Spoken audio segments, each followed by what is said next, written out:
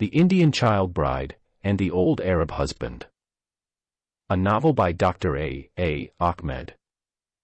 It has been written in English and translated into Arabic by the author Dr. Ahmed.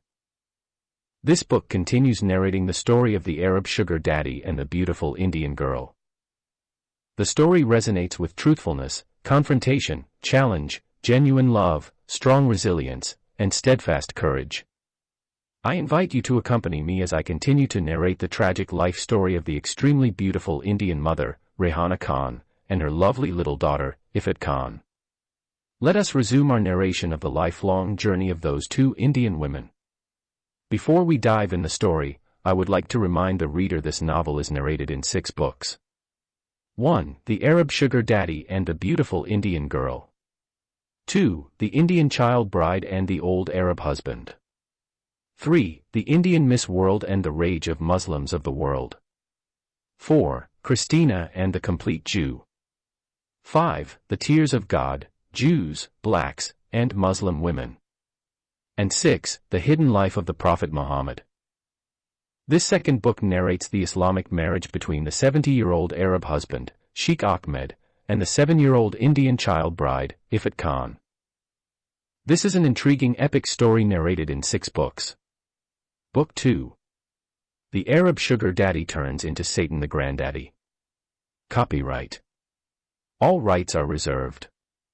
No part of this book may be reproduced, stored in a retrieval system, or transmitted in any form or by any means without the prior written permission of the author, except by a reviewer, who may quote brief passages for a review to be printed in a public newspaper, general magazine, school journal, or university article.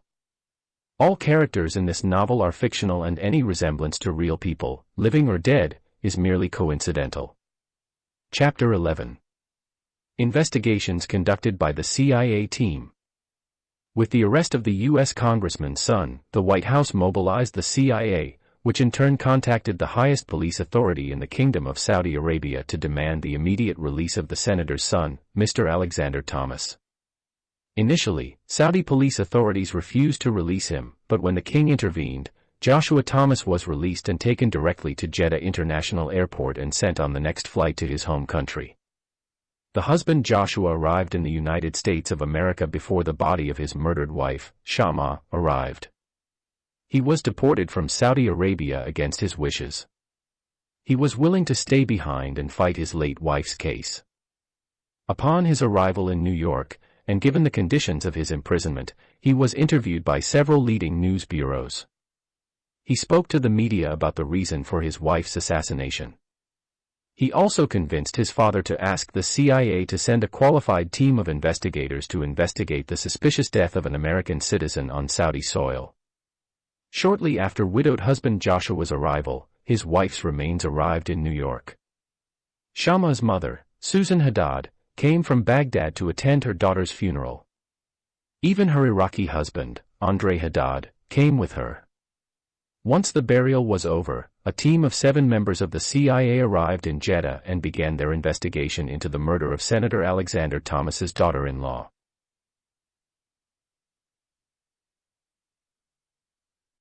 It is a mixed team of males and females. Joshua had already briefed the CIA team and had a general idea of what had happened. Their first step on Saudi soil was to force the Jeddah police to include Joshua's statements, especially regarding the Somali driver who hit and killed his wife. He stated that he met the Somali driver and spoke with him in the office of the second suspect, Sheikh Ahmed, and received his card. He gave the Somali man's card to the CIA team. Joshua had the foresight to hand over the recorded conversation between his late wife and Sheikh Ahmed regarding the Indian maid's missing young daughter.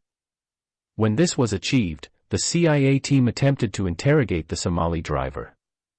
The Jeddah police's knee-jerk response was to obstruct the investigation and prevent the meeting. When the Americans threatened to inform the royal family about this matter, the Saudis responded and allowed them to speak to the detained Somali men. During interrogation by the experienced American team, the Somali driver changed his statements. He substantiated Joshua's claims and admitted that he was sober and not intoxicated when he struck the white woman. To escape guilt, he claimed he was speeding when he lost control of the steering wheel and hit the white woman. However, the CIA investigation team remained unconvinced of his innocence. Then the American team informed him that his Saudi sponsor or employer had already made a statement stating that he was drunk when he drove his car and hit the foreign woman. The Somaliman was shocked when he heard such an unreasonable statement from his Saudi sponsor. It turned out to him that the Saudi sponsor, Sheikh Ahmed, deceived him and testified against him. All this time, he was under the impression that it was the Jeddah police who imprisoned him on charges of drinking alcohol and driving like a foolish foreign driver. He thought that Sheikh Ahmed had been supporting his claim all this time that he lost control of the car and accidentally hit the white woman. This is what his Saudi sponsor trained with him on. Devastated, the now detained Somali driver saw that his Saudi sponsor, Sheikh Ahmed, wanted to wash his hands of this serious issue and use him as a scapegoat. He understood that if he remained silent and did not reveal Sheikh Ahmed's incitement to him to kill the American woman, he would either be beheaded for premeditated murder or he might remain in the Saudi prison indefinitely. The only option available to him is to tell the truth and implicate his Saudi sponsor as the first accused and him as the second. He believed that the sentence would be divided between them, otherwise Sheikh Ahmed would be more guilty because he was the mastermind of the premeditated crime, and he was merely an accomplice in the crime. So, the suspected Somali driver, Abdikadir Ibrahim Salah, took the only option left to him and told the CIA team the truth, admitting that he had run over the white foreign woman to kill her, and explaining exactly why he had done so. Everything he narrated was recorded by the American team that investigated him.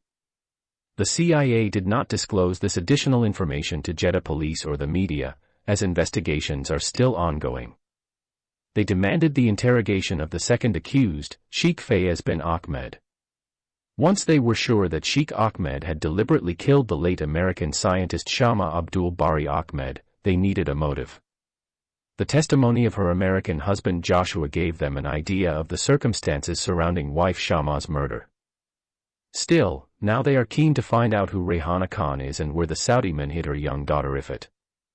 Before meeting the old Saudi, they called Joshua Alexander Thomas and asked him where his late wife had met the mother of the missing little Indian girl. Joshua told them that Shama met Rehana Khan in the women's prison in Jeddah and interviewed her regarding her upcoming stoning sentence. He then sent them a copy of the interview he found on his late wife's laptop. Through the interview, the CIA team was able to build a preliminary picture of both prisoner Rehana and her daughter Ifat. Their first suspicion is that the Saudi sponsor, Sheikh Ahmed, nailed his Indian maid for a false crime, sent her to prison, and sentenced her to death by stoning because he wanted to rape her young daughter. Like Shama and Joshua, the team speculated that Sheikh Ahmed was hiding the underage Indian girl somewhere so he could rape her without arousing suspicion.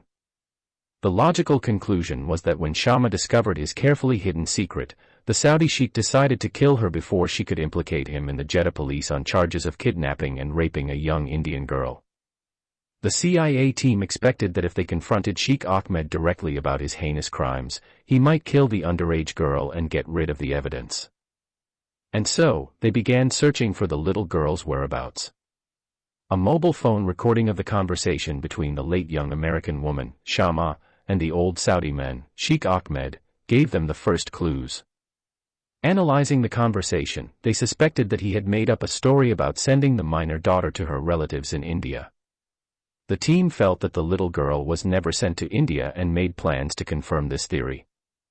At this stage of the investigation, they asked to meet the Indian maid who had been sentenced to stoning and who was working as a servant in the house of the second accused, Sheikh Ahmed. This time Jeddah police did not try to prevent them from meeting Rehana Khan. On that day, the American team met with the convicted Indian maid, Rehana Khan, who was only 1 month away from the date of her execution by stoning to death. Rehana recounted being raped by 2 Jeddah police officers upon her arrival in Saudi Arabia. She told them about the false accusation that she was a professional prostitute, which prompted the Sharia court to sentence her to death by stoning. However, she begged the team to find her daughter and bring her to her so she could see her before she was killed. Rehana's tragic story touched a chord with many members of the CIA team, bringing hot tears to the faces of some who had never cried before. Her testimony convinced the 7-member team of her innocence. When the team narrated her sponsor's claim that he had sent her daughter to her relatives in Mumbai, Rehana refused to believe his story. She said her daughter would not be able to find her way from Mumbai International Airport to her shack in the Dharavi slum area. No one else could bring her daughter back to her poor hut except her. As for the Indian man, Mr. Muhammad Khan, who was an agent of her Saudi sponsor, he does not know where she lives, and he did not know or find where her daughter lived before she came with her to Saudi Arabia. Rehana concluded her statement by saying that her Saudi sponsor lied about sending her daughter Ifat to India. The members of the CIA team found themselves faced with crimes more serious than the murder of the wife of the son of U.S. Senator Alexander Thomas. They understood that the only way to prevent the Jeddah court from stoning the innocent Indian woman was to expose her Saudi sponsor and find out where he hid her young daughter. As before, they do not want to question Sheikh Ahmed before locating the little girl. His conversation with the late American woman, Shama, gave them some clues about where the Saudi man was likely hiding the underage girl. In this recording, Sheikh Ahmed was heard telling Shama that he had sent the daughter of his convict Indian maid to Mumbai. However, when Shama asked him for proof, he showed her copies of the 2 flight tickets issued to the daughter of his Indian maid and his former Pakistani driver. The tickets showed that the daughter and the driver traveled through India and the Philippines, but their final destination was Asmara, Eritrea, not Mumbai. The team decided that they had to check this discrepancy and find out if the old man had hidden the little girl somewhere in Eritrea. The first logical step for the American team is Asmara International Airport. They inquired about the arrival of the 2 passengers under investigation from Jeddah, Saudi Arabia, Sabir Ibrahim Shah and Ifat Khan. The Asmara International Airport Authority confirmed to them the arrival of the 2 foreign passengers mentioned above 3 years ago. Once Ifat Khan's arrival in Eritrea was confirmed, the CIA team contacted the Eritrean police in Asmara and reported the kidnapping of a minor Indian girl by a Pakistani man. Within 24 hours, Asmara police contacted the American team and informed them that the 11-year-old Indian girl, Ifat Khan, had been found and that the Pakistani man, Sabir Ibrahim Shah, had been arrested. When Asmara police interrogated him, the Pakistani man claimed that he did not kidnap the Indian girl, but that his Saudi sponsor in Jeddah ordered him to bring her to him in the city of Asmara. After they arrived in Eritrea, his Arab sponsor married the underage Indian girl, who was then 7 years old, and she remained imprisoned in his huge palace for 3 years in the Eritrean capital, Asmara. The CIA team informed Asmara police that the detained underage girl had been kidnapped from her Indian mother in Jeddah and sent to Eritrea. Then the American team demanded that the child, who was freed from her place of imprisonment, be sent to Jeddah as soon as possible. They asked the same thing about sending the Pakistani man who is also an accomplice in these serious crimes that amounted to the kidnapping, rape, and detention of a minor Indian girl named Ifat Khan. Chapter 12. Their victory was short-lived. After revealing the entire plot of the evil Saudi old man Sheikh Fayez bin Ahmed, members of the CIA congratulated each other on their great work and celebrated their clever discovery of one of the most mysterious and complex crimes committed by a human being on the planet Earth. Their happiness only increased when they realized that the whole world would praise them for saving an Indian woman from stoning to death and freeing her minor child from the hands of an old Arab man in Deauville who had kidnapped, held, and raped her. The world will also appreciate their efforts in proving the crime of the old Saudi man who killed the daughter-in-law of U.S. Senator Alexander Thomas. Accordingly, the 7 CIA members opened bottles of champagne and drank and danced late into the night. When everything became clear as the sun, the team handed over a copy of their investigations and demanded that Sheikh Fayez bin Ahmed be arrested and charged with those serious crimes that he committed against 3 innocent foreign women, Rehana, Ifat, and Shama.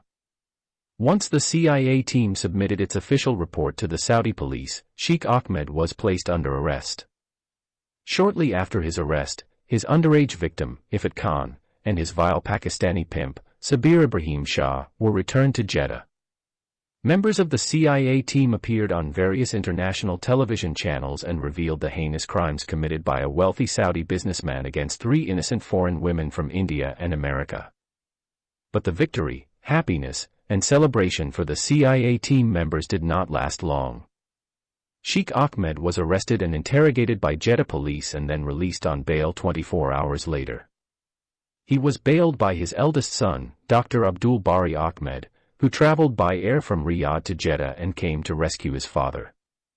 After questioning him about the allegations of kidnapping, raping, and detaining the child of his former Indian maid, the Jeddah police waived these serious crimes and released him.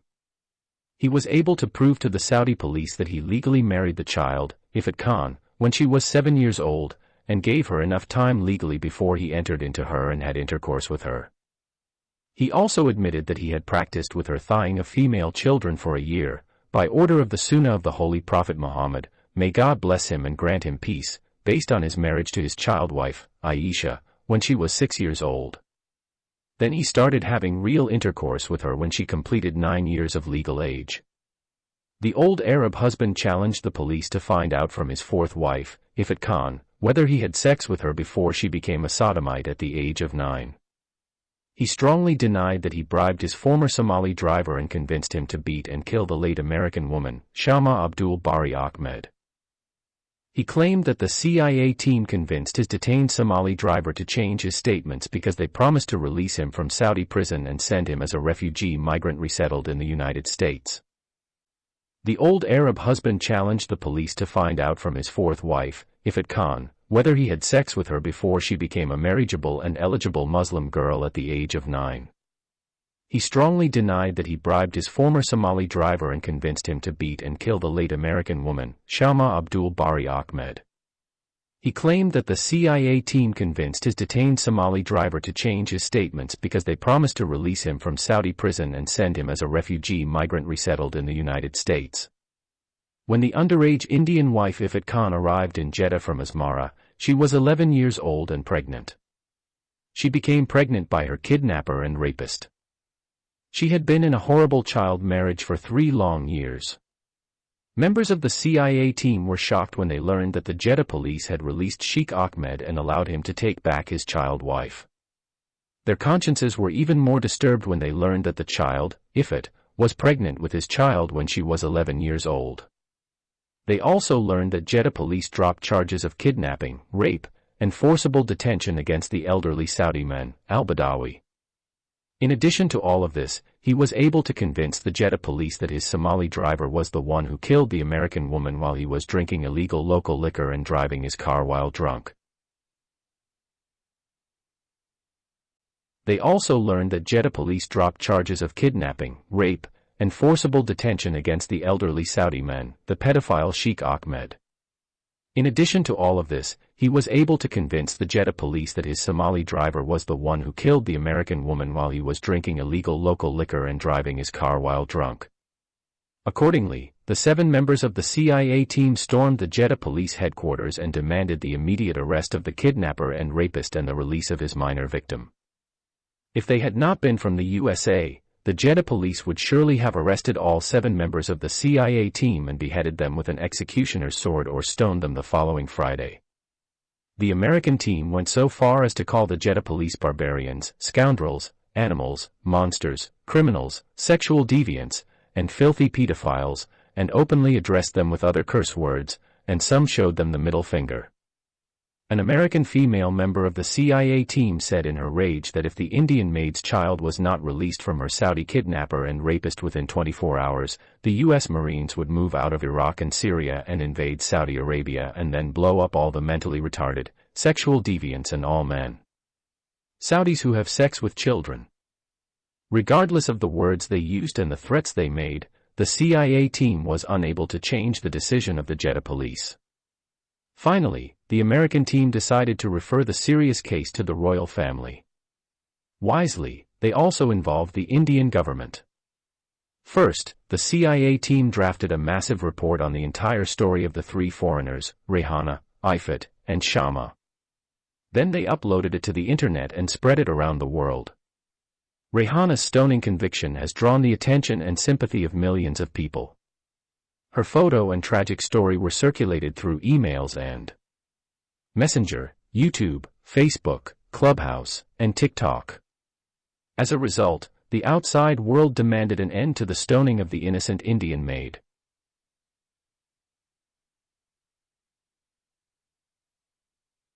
Story were circulated through emails and Messenger, YouTube, Facebook, Clubhouse, and TikTok. As a result, the outside world demanded an end to the stoning of the innocent Indian maid. Moreover, the world demanded the release of the daughter of the Indian servant, Rehana Khan, who is a minor child wife, freed from her rapist, the old Saudi man Sheikh Ahmed. Second, the CIA team complained to the royal family. Third, they referred the case of the minor foreign wife to the Indian government through the Indian consulate in Jeddah and the Indian embassy in Riyadh. As a result, the royal family suspended the implementation of the stoning penalty for convicted foreign worker Rehana Khan and ordered the Jeddah police to investigate the Indian maid's claim that she conceived an illegitimate child through rape by 2 Saudi police officers when she came with her daughter to the kingdom.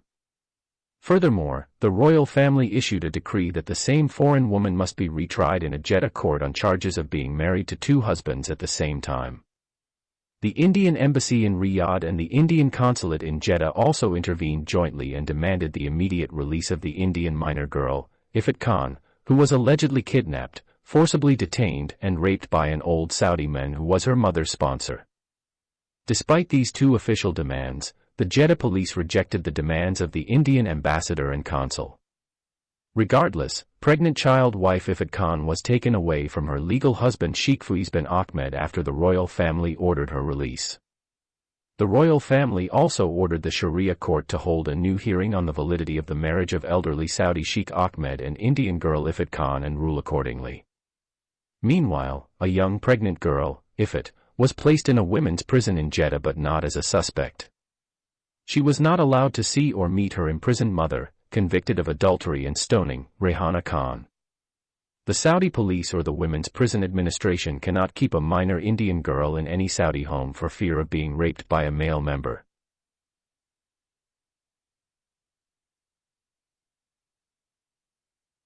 Meanwhile, the underage pregnant girl, Ifat, was placed in a women's prison in Jeddah but not as a suspect. She was not allowed to see or meet her imprisoned mother, convicted of adultery and stoning, Rehana Khan. The Saudi police or the Women's Prison Administration cannot keep a minor Indian girl in any Saudi home for fear of being raped by a male member. Moreover, no Muslim family in Saudi Arabia or outside it can adopt her because Islam forbids adoption. If the court invalidates her marriage to her Saudi husband, the Jeddah police plan to hand her over to the Indian consulate to ship her to Bombay, and when she is there, let the Indian police authority do what they want to do with her. Meanwhile, in homes, workplace, mosques, schools, and all over the Kingdom of Saudi Arabia, other Middle Eastern countries, North Africa, and even the remaining 57 Islamic countries, a great uproar was caused by the news of a Muslim wife's child being separated from her legitimate Muslim husband because he is an elderly man. The imams of Saudi mosques delivered their sermons publicly and condemned the royal family for allowing the CIA to interfere in the legitimate Islamic judicial system in the Kingdom of Saudi Arabia, which is the holiest and purest Islamic country on the planet because it contains the lands of the Hijaz, such as the cities of Mecca and Medina.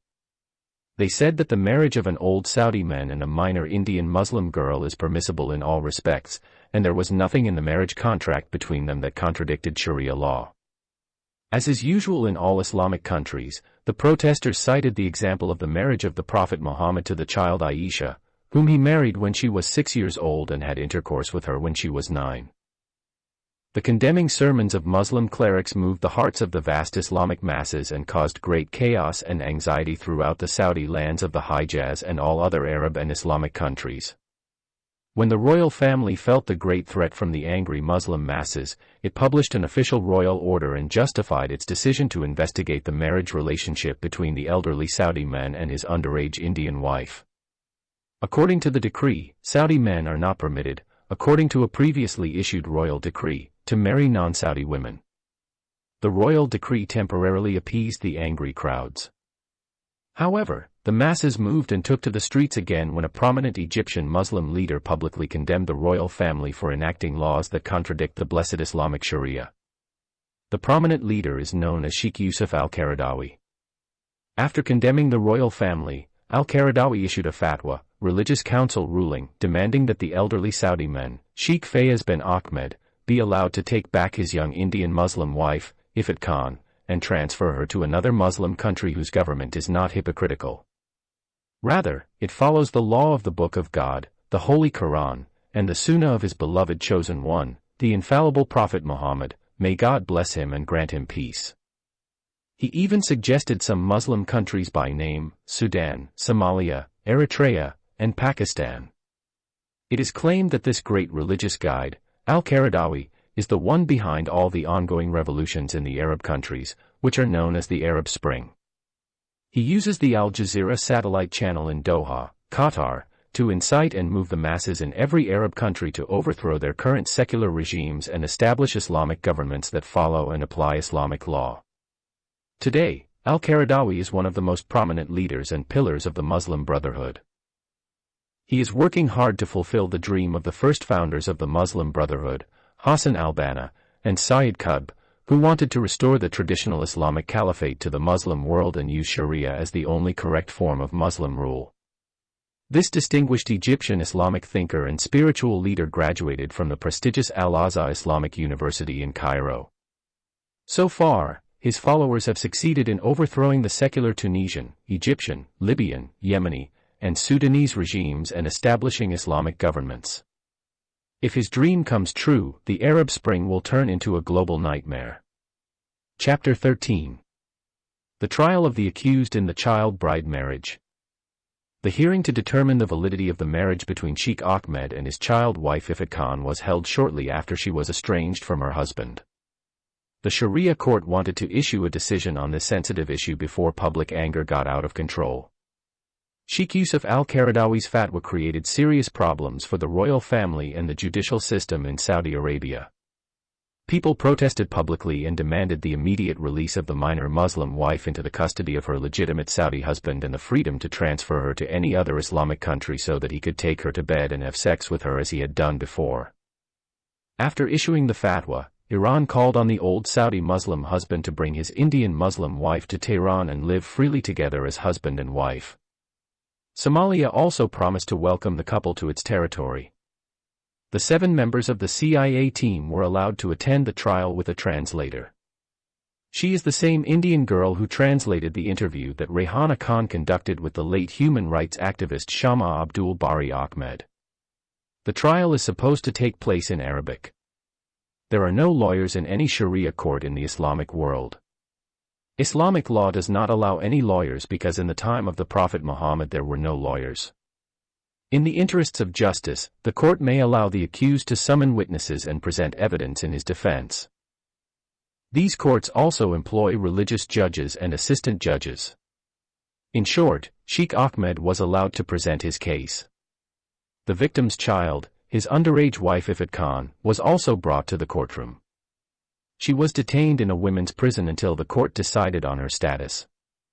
It is widely expected that if the court announces her marriage to the old Saudi man, she will be deported and handed over to the Indian consulate to be repatriated. But if the court rules in Sheikh Ahmed's favor, she will be returned to his custody as her legal Muslim husband. The victim's child, his underage wife Ifat Khan, was also brought to the courtroom. She was detained in a women's prison until the court decided on her status. It is widely expected that if the court annuls and invalidates her marriage to the old Saudi man, she will be deported and handed over to the Indian consulate to be repatriated. But if the court rules in Sheikh Ahmed's favor, she will be returned to his custody as her legal Muslim husband. The court is then supposed to give him a few weeks to make preparations to be sent to another Islamic country. The trial began by asking the suspect to present his line of defense.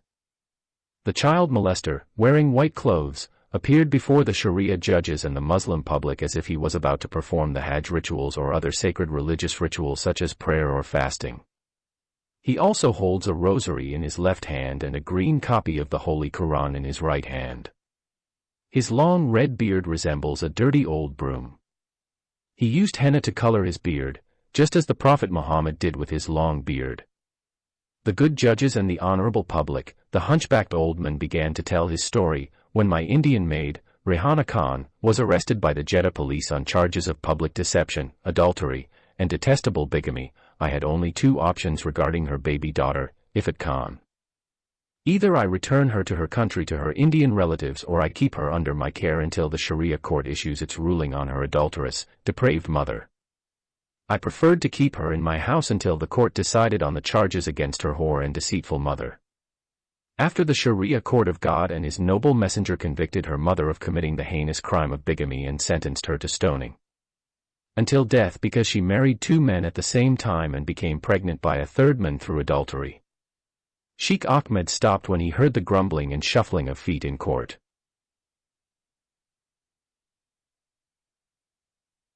Third man through adultery. Sheikh Ahmed stopped when he heard the grumbling and shuffling of feet in court.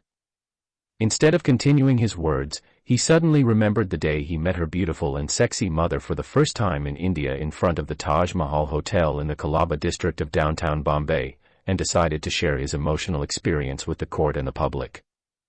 I did not know that her mother was a prostitute in Bombay and used to cheat men, marry them, and steal their money until the Sharia court in Jeddah convicted her.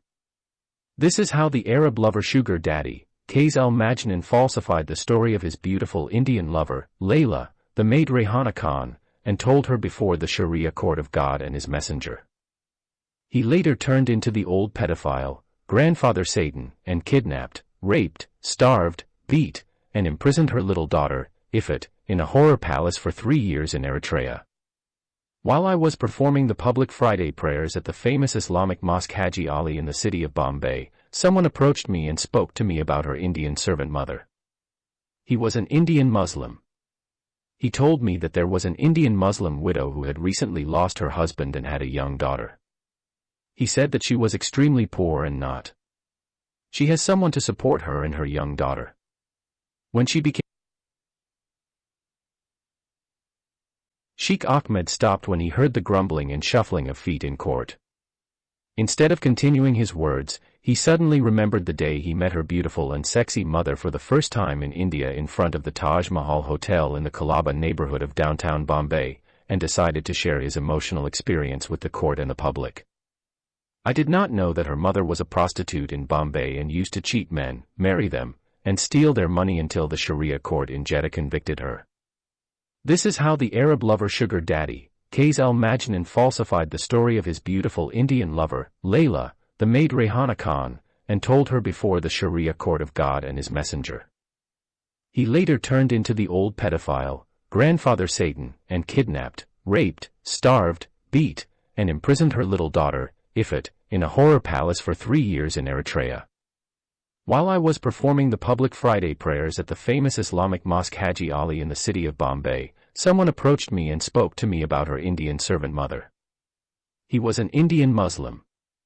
He told me that there was an Indian Muslim widow who had recently lost her husband and had a young daughter. He said that she was extremely poor and not having someone to support her and her young daughter. When she became a widow, she started working in the homes of wealthy Hindus. However, because she is a young and beautiful Muslim woman, these Hindu men sexually harassed her and some of them tried to rape her.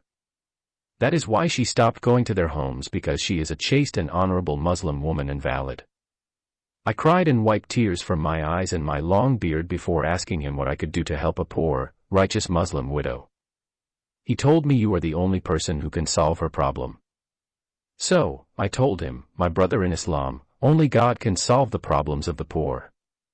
If you want me to give her some money, I'm willing to do that."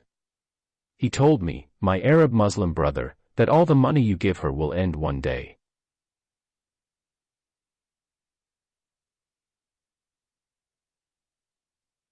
How I could give her a respectable job while I was a foreigner in this secular Hindu country. Then he said to me, "Take her with you to your pure and holy Islamic country and make her your servant." Although at that time I had 4 Muslim wives and 4 foreign maids in my country, I agreed to help a poor widowed Indian Muslim woman. I promised the Indian Muslim man who brought her to me and shared her problem with me that as soon as I returned to my country, I would send 2 visas and 2 tickets to the Indian widow and her young Muslim daughter. I didn't want to separate her 7-year-old daughter from her 22-year-old mother. Sheikh Ahmed took out copies of the visas and tickets for Rehana and her daughter Ifat from his bag, raised them and showed them to the judges and the public. After that, he continued his false story, "I swear by Almighty God and His noble messenger, and I swear on all my 4 Muslim wives that I have not given any Indian man or woman before or after a free visa and bought a ticket for her except that Indian maid and her Muslim daughter." I challenge the court, and anyone present here to tell me about any Indian travel agency that issued free visas and tickets to any poor Indian family before or after as I did. Sheikh Ahmed stopped when he heard the audience begin to applaud in appreciation of his generosity and kindness. Then he continued to tell his false story. I did it because I am a gentlemanly Arab father, and I am also a good Muslim man. I also did it because I did not want a young Muslim woman to raise her daughter by selling her thighs to the cursed Hindu infidels who worship idols instead of the one and only God. The audience clapped their hands again, and some of them chanted 3 times, God is great. When the roaring stopped, the old man continued his fabricated story. When that young Indian Muslim widow came to Saudi Arabia, I decided to help her more than I expected. I understood that she was young and beautiful. At that time, I had 2 teenage sons, one 16 and the other 18, at the home of my 4th Saudi wife. I was afraid that my unmarried teenage sons would be tempted by the beauty of the young Indian maid and have forbidden sex with her. Would be tempted by the beauty of the young Indian maid and have forbidden sex with her. So, when she came to my house, I convinced my Pakistani Muslim driver to marry her. I didn't want her to feel like I was forcing her to marry my driver. I shared what was in my heart with her and she gladly agreed to marry the Pakistani driver. The old Saudi stopped and waited for the audience to cheer, but he was disappointed when no one applauded. He resumed his fabricated story, saying, everything I did to my Indian mother-in-law I did with good intentions. I wanted to have a clear conscience. I did not want to stand before God on Judgment Day and tell him that I had left a poor Muslim widow to starve to death in Bombay or sell her body into prostitution to pagan Hindu men to feed her young daughter. This time, some of the attendees stood on their feet and chanted praises to God and their noble messenger, then thanked Sheikh Ahmed. As soon as the crowd stopped screaming and praising him, the old man put his right hand on his chest, raised his left hand, and said in a loud voice, once my Indian maid married my Pakistani driver, may God expose her. I didn't know she was a prostitute in Bombay and that the men who brought her to me had cheated me. He may be the men who committed adultery with her and impregnated her.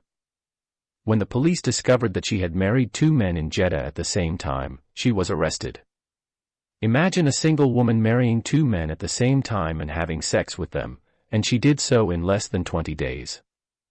I have never heard of such an obscene act by a Muslim woman in my entire life. We all know that the Holy Quran allows a Muslim man to practice polygamy in Surah An-Nisa 4, verse 3, but it will not allow a Muslim woman to practice polygamy. Of course, this is a license for men, not women, based on a wisdom that God Almighty alone knows. In Bombay or sell her body into prostitution to pagan Hindu men to feed her young daughter. This time, some of the attendees stood on their feet and chanted praises to God and their noble messenger, then thanked Sheikh Ahmed. They shouted in unison, Allahu Akbar several times. As soon as the crowd stopped screaming and praising him, the old man put his right hand on his chest, raised his left hand, and said in a loud voice, once my Indian maid married my Pakistani driver, God exposed her.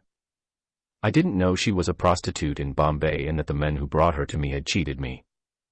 He may be the men who committed adultery with her and impregnated her.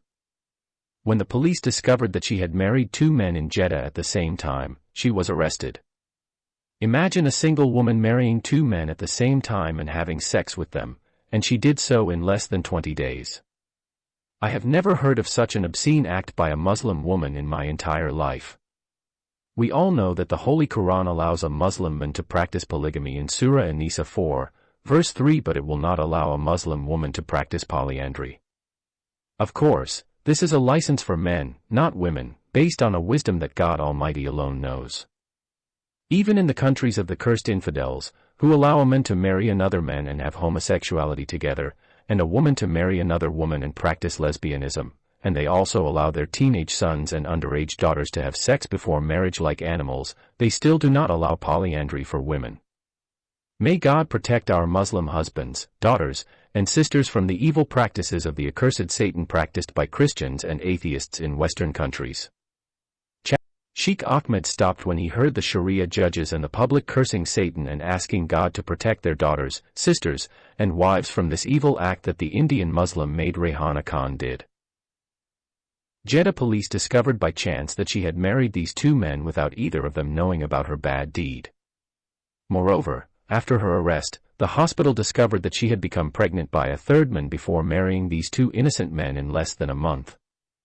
When I went to the police and inquired about her, I was told that she is a professional Indian prostitute who roams the city of Jeddah, deceives men, marries them, steals their money, and then escapes from them. Sheikh Ahmed paused again, anticipating a reaction from the court or the public, but when no one said a word or moved his leg, he continued his fabricated story. I was unable to refute the police when they showed me the two versions of her marriage and the pregnancy test result. It appears that she was already pregnant by someone before she left India. Either she was married and lied to me and said her husband died, or she slept with another man and got pregnant by him. Only God knows how she got pregnant. During her interrogation, she lied and falsely claimed that she had been raped by two Saudi policemen upon her arrival in Saudi Arabia, but the Sharia court rejected her claims and sentenced her to stoning to death. Anyway, I kept her daughter in my house and waited until the Sharia court found her guilty of the serious crimes of marrying two men at the same time and getting pregnant by a third man without marriage. The court sentenced her to death by stoning for committing the abhorrent crime of polygamy. When I learned that the Indian mother would be punished according to our blessed law and that she would never return to my home, I faced the responsibility of her little Muslim daughter. At first, I decided to adopt her daughter, but then I remembered that our Holy Quran forbids adoption. Then I decided to return it to India. I contacted the address mentioned in the daughter's passport and her mother's passport. I discovered it was a fake address. Anyway, I kept her daughter in my house and waited until the Sharia court found her guilty of the serious crimes of marrying two men at the same time and getting pregnant by a third man without marriage. The court sentenced her to death by stoning for committing the abhorrent crime of polyandry. When I learned that the Indian mother would be punished according to our blessed law and that she would never return to my home, I faced the responsibility of her little Muslim daughter. At first, I decided to adopt her daughter, but then I remembered that our Holy Quran forbids adoption. Then I decided to return her to India. I contacted the address mentioned in the daughter's passport and her mother's passport. I discovered it was a fake address. The people living at that address were Arab foreign students from Palestine and Jordan studying at the University of Bombay. I spoke to them personally on the phone and learned that they had been living in that apartment for more than 3 years. Here are copies of my Indian wife Ifat Khan's passport and her mother Rehana Khan's passport. If anyone doubts my claim, contact the address and prove me wrong. However, I decided to send my Indian maid's daughter with my Pakistani driver to India. She thought he might find her Muslim family members in Bombay and hand her over to them. Unfortunately, the Indian consulate rejected my driver's application for a visit visa because he is Pakistani. Indian Hindus believe that every Pakistani Muslim is a terrorist and their enemy. Here is a copy of my Pakistani driver Sabir Ibrahim Shah's passport, and here is the rejection stamp from the Indian consulate. The court can get this copy and verify my words. Then I spoke to the Indian consulate staff and begged them to help me find the family of the little girl of my Indian maid who had been sentenced to death by stoning. None of them were willing to help me. I knew that neither a Saudi family nor an Indian family in Jeddah would agree to keep a young daughter in their home. After all the doors were closed in my face, I decided to share the problem of the little Indian girl with my wife and children. I did not want to do anything that might cause trouble for the poor little girl and make my face ugly before God and the people around me. One of my 4 wives asked me to keep the girl with her as her servant. But I told her, first of all, the girl was too young to be employed as a maid. At that time, the girl was 8 years old. Secondly, I told her, if you allowed the girl to stay with you, how would you protect her from your 2 teenage sons, Khaled and Tariq? She has one son who is 16 years old and another boy who is 18 years old. Of course, the little girl will grow up one day and may tempt my son and cause them to fall into the sin of adultery or rape. Therefore, I rejected the advice of my fourth wife, Mastora. It was my late first wife, Khadija, may God have mercy on her, who gave me the right advice. She told me, either you tell one of your sons to marry the poor Indian girl, or you have to marry her yourself. So, I asked her how my son could marry her when Saudi law prohibits a Saudi man from marrying a foreigner, even if she is a Muslim. Then she told me to marry her yourself and leave her in another country. At first, I rejected the advice. However, when I remembered that I travel frequently to some Asian and African Islamic countries for my work, I accepted the wise advice of my esteemed first wife, Khadija, may God have mercy on her. At that time, I had 4 virtuous Muslim wives, and Sharia did not allow me to have a 5th wife. I can only treat the Indian maid's daughter as a Yemenite queen and keep her as my slave. In this case, Islam permits me to have intercourse with her as a slave without marriage, as our noble Prophet did with his 2 slave girls, Maria the Copt, and Rayhana bint Amr. At that time, I had 4 virtuous Muslim wives, and Sharia did not allow me to have a 5th wife. I can only treat the Indian maid's daughter as my right-hand possession and keep her as my slave. In this case, Islam permits me to have intercourse with her as a slave without marriage, as our noble Prophet did with his 2 slave girls, Maria the Copt, and Rayhana bint Amr. But I was afraid that people would blame me and accuse me of cohabiting with the daughter of a foreign woman without marriage. I shared my problem with my 4 wives again. I did not want to divorce one of them and marry a young Indian Muslim girl. My first wife, who advised me to marry a young foreign girl, volunteered herself. At the time, she was old and dying on her deathbed from incurable cancer. By the way, even though my wife had been ill for 2 years and I couldn't sleep with her, I kept my sanctity hanging on my ropes. My old wife, Khadija, the invalid, said exactly what the wife of our holy Prophet Muhammad, the arrogant old woman, Sauda bint Zam'a, said about her old age. The old wife, Sauda, donated her night to the young wife, Aisha, because she had grown old and was no longer able to enjoy sex with her husband, the messenger, and she dedicated her night to the beloved of our Prophet, his bride, the child, Aisha bint Abi Bakr. Likewise, my first wife, the elderly Sheikha Khadija bint Salah, gave her wedding night to the young Indian girl, Ifat Khan. So, I listened to her wise advice and divorced her. 2 days later, my blessed first wife died and went to her Lord, and of course he made her dwell in his spacious paradise. The truth is that the first wife, Khadija bint Salah, entered a coma when she heard her evil husband divorcing her while she was on her deathbed. She did not come out of that coma, and the next day she died, and according to him, she died a fetish. Sheikh Ahmed waited for appreciation from the court, but it seemed that no one believed his latest lie. After I got the right advice from my first wife and divorced her, I started working on the next step.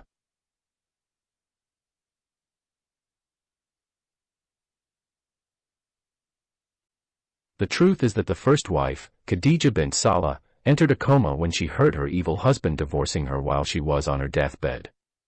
She did not come out of that coma, and the next day she died, and according to him, she died a carcass of an animal. Sheikh Ahmed waited for appreciation from the court, but it seemed that no one believed his latest lie.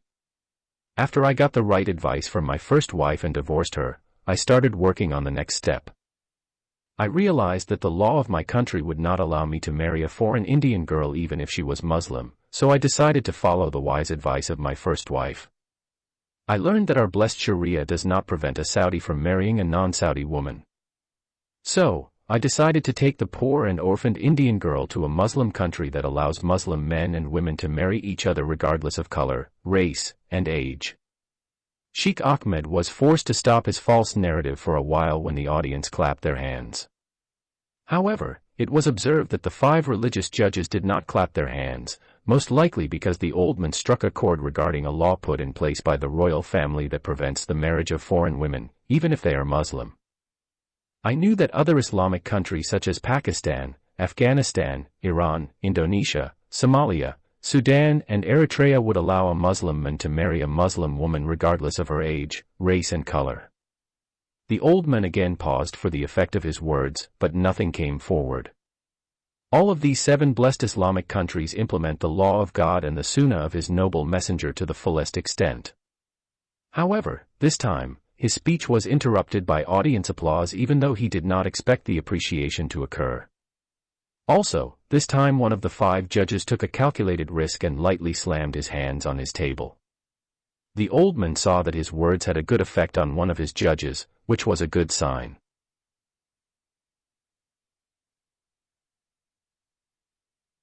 Words had a good effect on one of his judges, which was a good sign. I decided to take my future Indian bride to one of those Islamic countries and marry her according to the law of the Book of God, the Holy Quran, and the Sunnah of His Prophet, the Chosen One and the Infallible Muhammad, may God bless him and grant him peace. I didn't want to be selfish and decide for my future bride which country she should live in. For this reason, I wrote each Islamic country on a piece of paper, folded the papers, and asked them to choose one. I picked up the paper with the country of Eritrea on it. I didn't want to be selfish and decide for my future bride which country she should live in. For this reason, I wrote each Islamic country on a piece of paper, folded the papers, and asked her to choose one. I picked up the paper with the country of Eritrea on it. I have never been to Eritrea and would never have gone there if you had not chosen that great Islamic country. For this reason, I wrote each Islamic country on a piece of paper, folded the papers, and asked her to choose one. She picked up the paper with the country of Eritrea on it. I have never been to Eritrea and would never have gone there if she had not chosen that great Islamic country. This was not because I do not like visiting an Islamic land, but because of the language barrier. Since I promised God and His noble prophet that I would take her there and marry her in any country my fiancée chose, I accepted her choice. I did not travel on the same plane as her because she was not my wife yet. Moreover, I decided not to stay in the same hotel room as her because that is against our law. I decided to memorize the commandment of our noble prophet, which says, if a man and a woman are alone, Satan will be the third among them. I booked her on one plane and booked myself on another plane. When we arrived in Asmara, the capital of the blessed Islamic country of Eritrea, I married her according to the book of the Holy Quran and the Sunnah of our infallible Prophet Muhammad, may God bless him and grant him peace. Chapter 15. When the 2 thieves disagree, their lies are exposed. For the first time since the old man began telling his false story, one of the judges had to interrupt him and ask for some clarification. How did the airline allow an 8-year-old girl to fly alone? As far as I know, no airline will allow a minor girl to travel from one country to another without an adult accompanying her. Sheikh Ahmed knew about this serious problem, but he thought that no one would notice it. He did not want to contradict himself by allowing a man to travel with a girl who was not his wife. Moreover, he did not want to introduce his Pakistani pimp at this early stage of his made-up story. But the smart judge put him on the hot seat and had to explain before his fake story was accepted. Thank you, blessed judge, for reminding me of something particularly important that I had forgotten to mention. As you all know, our blessed Islamic law did not allow a virgin woman to marry a man without a guardian, or guardian, except in the case of her father's death.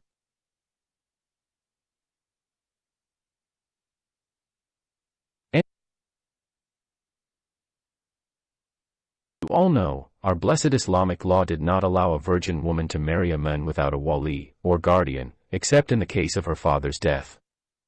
The intelligent judge who had asked the question and the other 4 judges felt that they were being scandalized by the suspect when the old man reminded them of a particularly important question that they had failed to ask from the beginning. I forgot to mention that I need a guardian to marry a virgin Indian Muslim girl in a halal Islamic marriage. One of the religious judges thought of asking him how he knew that she was a virgin before marrying her. But then he ignored his ridiculous question when he remembered that the girl in question was an 8-year-old child at the time. Since the Indian girl does not have a male relative to be her guardian, I decided to appoint a good Muslim man for her to be her guardian and marry her to me. I was not able to go to prison and ask her mother for permission because our blessed Islamic law said, a woman is absolutely not qualified to conclude a marriage contract, whether for herself or for another woman, even if her guardian gives her permission to do so. A father may contract the marriage of his virgin daughter to any Muslim man he wishes without asking for her consent, regardless of her age. I did not know any male relative of the little Indian Muslim girl, Ifat Khan, so that I could ask his permission before I entered into a halal Islamic marriage with her. I was about to give up on the idea of marrying her when I discovered that I could not marry her legally without a male relative. Our honorable Prophet Muhammad, may God bless him and grant him peace, said that if a Muslim woman marries without a guardian, she is an adulteress. Therefore, I did not want to turn her into a prostitute like her mother was a prostitute, and that is why she went to prison and was convicted of stoning. Therefore, I was in a dilemma. If I married her without a guardian, my marriage contract with her might be invalid and I would have committed adultery with her.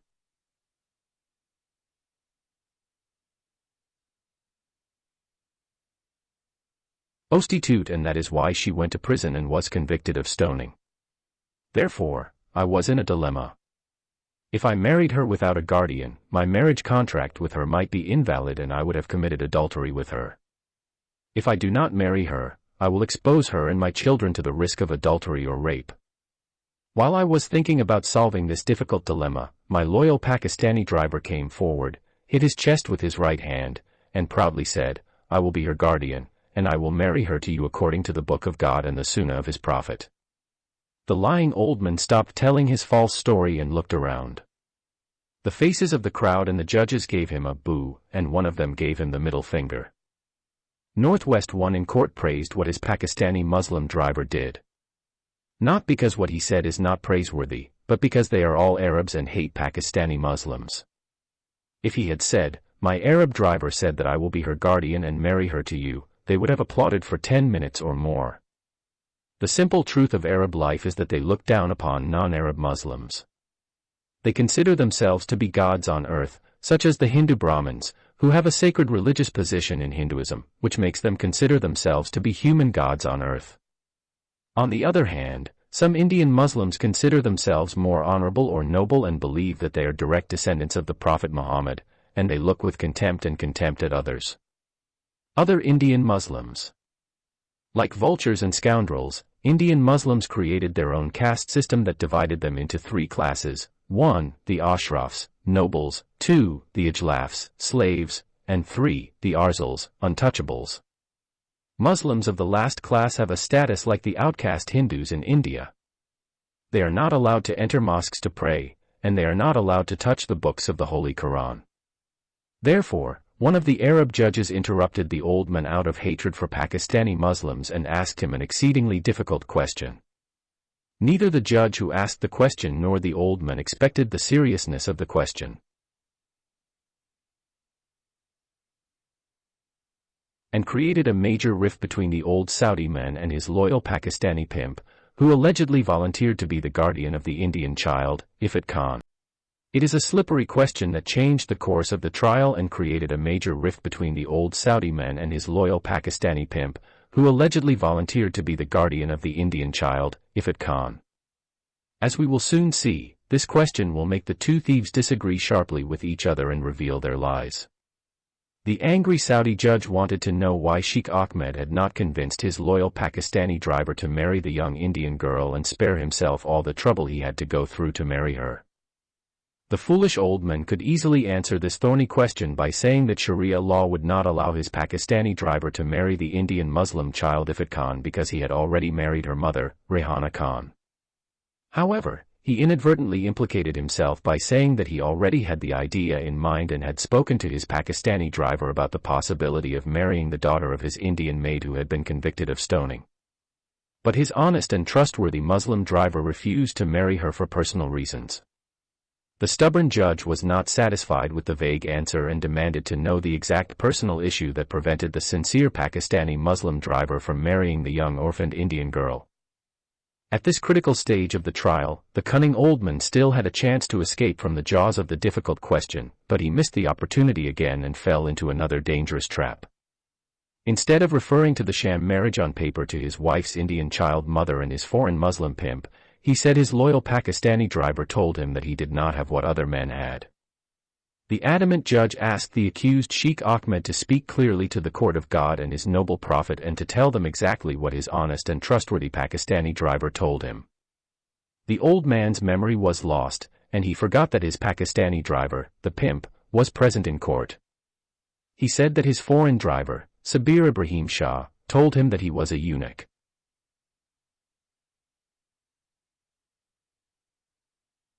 And he forgot that his Pakistani driver, the pimp, was present in court. He said that his foreign driver, Sabir Ibrahim Shah, told him that he was a eunuch. He was castrated by some evil Muslim men when he was in Pakistan, hence he decided not to marry a Muslim woman and deprive her of what every wife should get from her husband. All 5 Muslim judges spoke their opinions together as if they were a team of singers. So how did your Pakistani Muslim driver, Sabir Ibrahim Shah, marry her Indian Muslim mother, Rehana Khan, and have sexual intercourse with her, thus consummating his marriage with her in bed before she was arrested on the 2nd day after their marriage contract? The religious judges had done their Islamic school duties well before coming to the courtroom. They studied well the merits of her Indian Muslim mother's case, which led to her being convicted of polygamy, adultery, and stoning. Therefore, they already knew that the mother of the child bride had been sentenced to death by stoning because she had committed the abhorrent sin of bigamy with 2 Muslim men, one of whom was an Indian named Aslam and the other was a Pakistani named Sabir. This means that she had sex with 2 men at the same time within 3 weeks, which is a serious violation of the true Islamic law. Only God's favorite creature, the men, can practice polygamy with 4 women and have sex with them at the same time. The foolish Sheikh Ahmed made another grave mistake. He took out from his bag a medical certificate issued by a Pakistani doctor who has a medical clinic in the city of Jeddah, proving that Sabir Ibrahim Shah is a castrated man who can never have an erection, even if Miss World stands completely naked in front of him.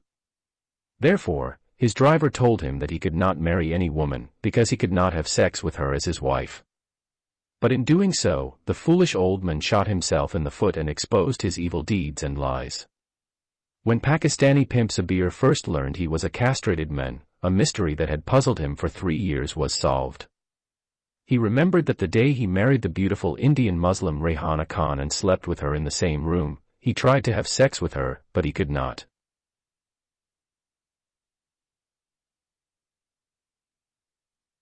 Hana Khan and slept with her in the same room. He tried to have sex with her, but he could not. Rehana even invited him to have sex with her before the old Arab man, Sugar Daddy, came and violated her, but he couldn't. She tried everything he asked her to do to stimulate him sexually and make his penis erect, but he couldn't get an erection. She even sucked and licked his penis with her mouth and tongue like a lollipop or an ice cream cone, but to no avail.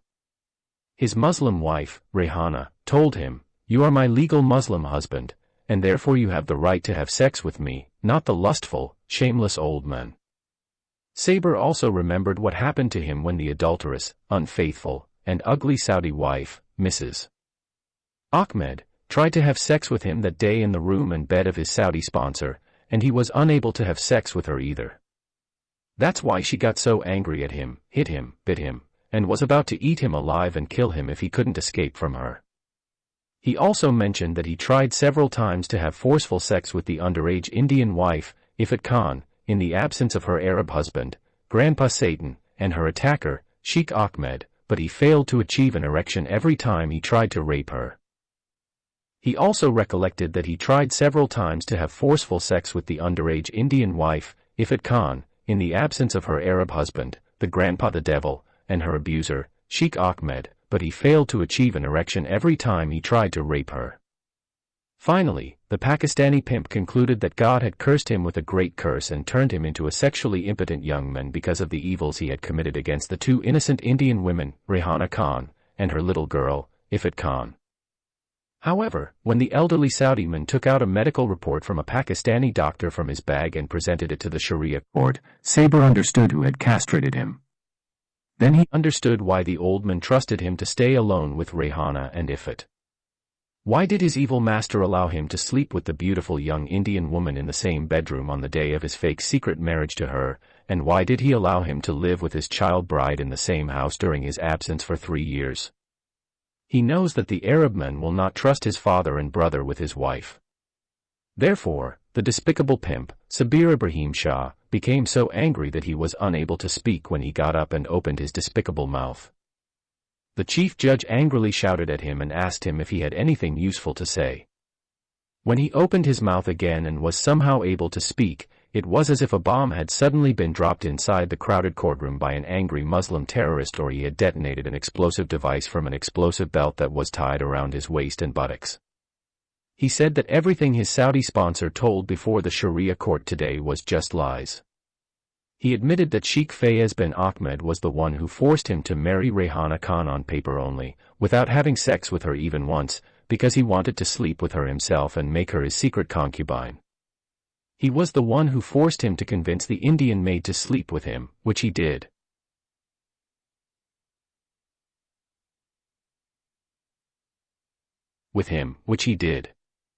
Sheikh Ahmed is the wealthy Arab sugar daddy who spent a lot of money to bring the beautiful and sexy Indian woman Rayhana Khan from the city of Bombay to the city of Jeddah because he was madly in love with her. He called her the beautiful Indian Layla and claimed that he loved her madly like the crazy K's. He was the one who deceived him and sent him to the corrupt Pakistani doctor in his clinic in Jeddah and castrated him without his consent and knowledge because he was afraid that he would have sex with Rayhana before him. Then the angry Pakistani pimp turned to the testimony of grandfather Satan Sheikh Ahmed about the little girl Ifat Khan and began to dismantle it, tearing it apart layer by layer. Sabir Ibrahim Shah told the Sharia court of God and his Prophet Muhammad the story of the imprisoned maid Rayhana Khan and her little daughter Ifat from the time they arrived at Jeddah International Airport until their sponsor found them in the beauty salon for beautiful Filipino women. He said that he was with his Saudi sponsor and drove his car to that beauty salon, which is located on the outskirts of the city of Jeddah.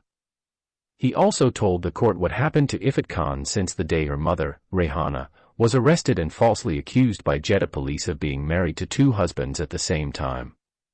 He admitted that he did not marry Rayhana in reality, but rather it was just a sham marriage that took place on paper.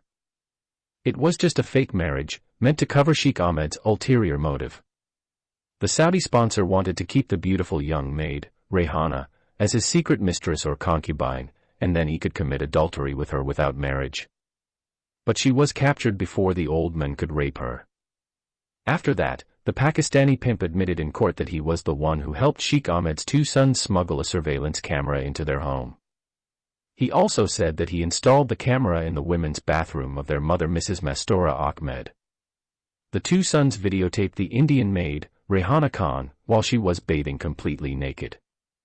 Rayhana was dancing naked and masturbating in their strict mother's bathroom.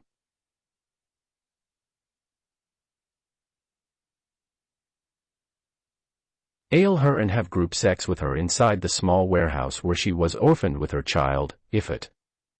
Rayhana was dancing naked and masturbating in their strict mother's bathroom. Then the two evil boys used the pornographic video of the naked Indian maid to blackmail her and have group sex with her inside the small warehouse where she was sleeping with her orphan child, Ifat. Saber told the court that he strongly believed that the illegitimate child conceived and born by the Indian maid in prison was the son of one of Sheikh Ahmed's teenage sons, Khalid and Tariq. Then the eyewitness Saber told the Sharia court the sad story of the Indian girl, Ifat Khan. While crying, he told how the evil old Saudi man raped her and imprisoned her in his palace in the capital of Eritrea for 3 years. He frankly admitted that he cooperated with the evil old man in all the evils he committed against his underage Indian child bride. He said that he was the governor of Ifat and signed the marriage contract because his Saudi sponsor forced him to do so. He also informed the court that he lived for 3 years in Sheikh Ahmed's house in Asmara city and kept the little Indian girl imprisoned in the 4 corners of the old man's huge mansion.